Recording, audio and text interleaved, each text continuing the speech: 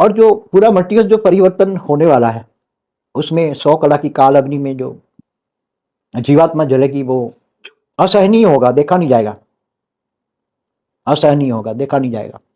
इसलिए ऊपर मैंने नीरू को बोला हुआ है, कुछ फॉर्मूला दी है कि कोई भी पूरे मल्टीवर्स के जीवात्मा को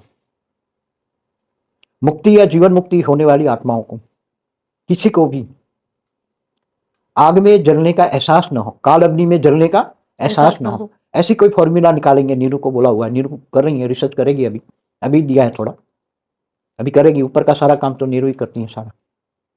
तो अभी बेहद के बच्चों को खास तो मैं समझाने आया हूं कि देखो, बेहद के अविनाशी भाग्य बनाने का माना आत्मा की पावर कमाने का, क्योंकि तुम्हारे साथ तो ऊपर में आत्मा की पावर ही काम में आएगी, और कुछ तो साथ काम में आएगा ही नहीं। कि जो भी बच्चा अपना भाग्य, बेहद का अविनाशी भाग्य बनाना चाहे वो बना सकता है। 100% लेके बनाना है या 50%, फिर आने वाले तो फिर 27 के बाद तो खूब लाइन लग जाएगी, फिर तो मिलेंगे भी नहीं, तब तक लाइव भी नहीं आएंगे, मिले भी नहीं, तब तो खून के आंसू रहेंगे सब।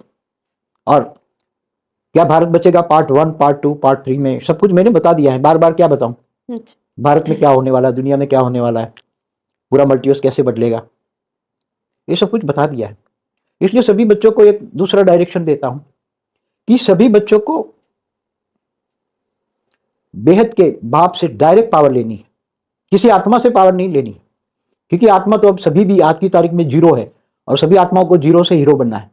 आत्माओं में पावर नहीं है, आत्माओं तो अभी उसमें तो कर्म बंधन का रिकॉर्ड पड़ा हुआ है कारण शरीर में। तो अगर किसी आत्मा को आप योग लगाओगे तो उससे उसका कूड़ा कचरा ही तुम्हें मिलेगा। इसलिए बेहद के परमपिता से डायरेक्ट योग लगाना हो, कोई भी बच्चा नया हो या पुराना हो, सबको।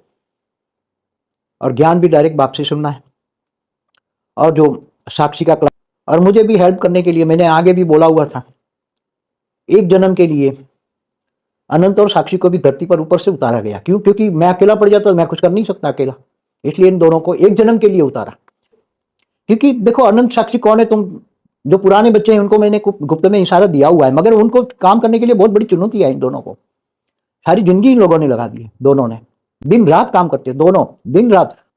क्योंकि उसने, छोटू राम ने बहुत रिक्वेस्ट करके इन दोनों को नीचे उतारा है, बहुत ही रिक्वेस्ट किया छोटू राम ने, नहीं तो आते आई नहीं रहते, ऊपर थे।